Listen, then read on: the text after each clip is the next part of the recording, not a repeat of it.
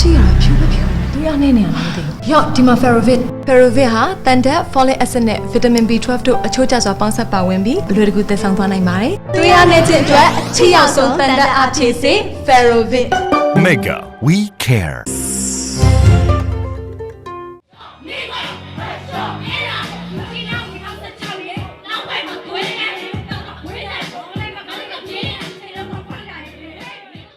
Hip hop ယဉ်ကျေးမှုကနေဆင်းသက်လာတဲ့ rap freestyle ထိုက်ကြည်ပွဲဟာမြန်မာနိုင်ငံမှာပထမဆုံးအမျိုးသမီး freestyle ပြိုင်ပွဲတစ်ခုဖြစ်ပြီး Horizon Entertainment ကစီစဉ်ကျင်းပခဲ့တာဖြစ်ပါတယ်။တခြား freestyle ပွဲတွေလိုမြင်တွေ့နေကြဂုံးကျော်တရားအောက်တွေနဲ့လမ်းတောင်တွေမှာမလုပ်တာဟာဒီပွဲရဲ့ထူးခြားချက်ပဲဖြစ်ပါတယ်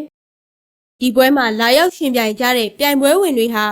ရှုံးထွက်ပုံစံနဲ့အစဉ်စဉ်ရှင်ပြိုင်လာခဲ့ပြီး hip hop ဂီတလောကမှာနေရာရထားပြီးသားဖြစ်တဲ့ဂျီတုံးကြက်ဖတ်နဲ့ကေလာကက်စ်တို့ကအကဲဖြတ်ဆောင်ရွက်ခဲ့ပါတယ်။ပြိုင်ပွဲဝင်14ယောက်ဝင်ရောက်ရှင်ပြိုင်ခဲ့ကြပြီးပြိုင်ပွဲဝင်တွေရဲ့အနိုင်ရရှိမှုကိုဒိုင်တွေနဲ့ပရိသတ်တွေရဲ့အဆုံးဖြတ်နဲ့ရွေးချယ်ခဲ့ကြတာဖြစ်ပါတယ်။ထိုက်ကြည်ပွဲနဲ့ပတ်သက်ပြီး Horizon Entertainment ကစီစဉ်သူတယောက်ဖြစ်တဲ့ကိုထက်ကိုကအခုလိုရှင်းပြခဲ့ပါတယ်။စီစဉ်ပြတာကတော့ကျွန်တော်စခြင်းအတိုင်းကျွန်တော်ညီလေးတွေဗျာအနာရောင်းမှာတိုင်းရှင်းဆိုနေကြတဲ့ကောင်လေး5နှစ်တိုင်းလေးစင်းပြောတဲ့စင်တော်မတက်ကတဲ့ကောင်လေးဘုံနာအောက်မှာဆိုကြတယ်။အဲ့လိုဆိုတဲ့ဟာကိုကျွန်တော်ကြည့်ပြီးတော့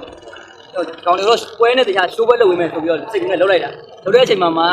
ကျွန်တော်တကယ်ချင်းစာရောက်တို့ကျွန်တော်ညီရန်ဖြိုးတို့ကပြောတယ်ခွေကြီးရဲ့ free time ထဲပါလာပါညာတော့အဲ့ဒါနဲ့ free time ဆိုလို့ရှိရင်ဒါလေးရအမြဲတမ်းဆိုနေရတာ။ဒီနေ့ကျတော့ chance မရှိဘူးလို့တွေးပြီးနေတာ။ချမ်းဆိုဝင်းမှာကကျွန်တော်တို့ Killer Cash ပုံမြတ်ကောင်းပါတော့။ပုံမြတ်ကောင်းပြီးတော့ကိုချက်ဖာပြီးတော့ကိုကြည်တုံး3ယောက်ပါမြန်မာနိုင်ငံမှာမိန်းကလေး freestyle ပွဲကိုအခုမှတွေ့ဘူးတာဖြစ်တယ်လို့ပြိုင်ပွဲဝင်တချို့ကမိန်းကလေးတွေဖြစ်ပေမဲ့ rap သချင်းတွေကိုကောင်းကောင်းဆိုနိုင်တယ်လို့ဆိုလာသူက rap အဆိုတော်ကြည်တုံးပါတခါမှတော့အဲ့လိုအမျိုးသမီးတွေအဲ့လို freestyle ဆိုတဲ့ဟာမကြည့်ဘူးဒါပထမဆုံးပွဲပဲ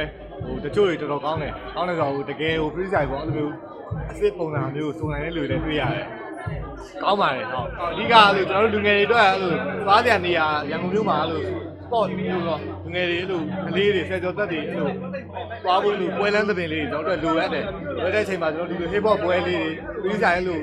ပွဲလေးတွေပြီးတော့တဲလန်ကိုပြရတယ်လို့ပွဲမျိုးလေးတွေများများစီစဉ်ပေးနိုင်ပြီးလူငယ်တွေအတွက်စုရက်လေးအဲ့လိုနေရာတွေမှာအဲ့လိုရှိနေကြတယ်ပေါ့ပန်းချံဆိုလည်းပန်းချံအဲ့လိုမျိုးလေးခုအဲ့လိုရက်လေးနဲ့အဲ့လိုပတ်တိုင်းလေးအဲ့လိုလေးရှိနေတော့ပို့ပြောဖို့ကောင်းမယ်ဆိုတော့ဒီပြိုင်ပွဲမှာ freestyle queen အဖြစ် Crispy ကအနိုင်ရရှိခဲ့ပြီး music studio တွေမှာအတန်သွင်းခွင့်နဲ့တီးလုံးလက်ဆောင်တွေကိုရရှိခဲ့တယ်လို့စုငွေကျပ်3သိန်းကိုလည်းရရှိခဲ့ပါတယ်။ Crispy ဟာယောက်ျားလေး freestyle ပွဲတွေမှာတောင်ပါဝင်ရှင်ပြိုင်လေးရှိသူတစ်ယောက်လည်းဖြစ်ပါတယ်။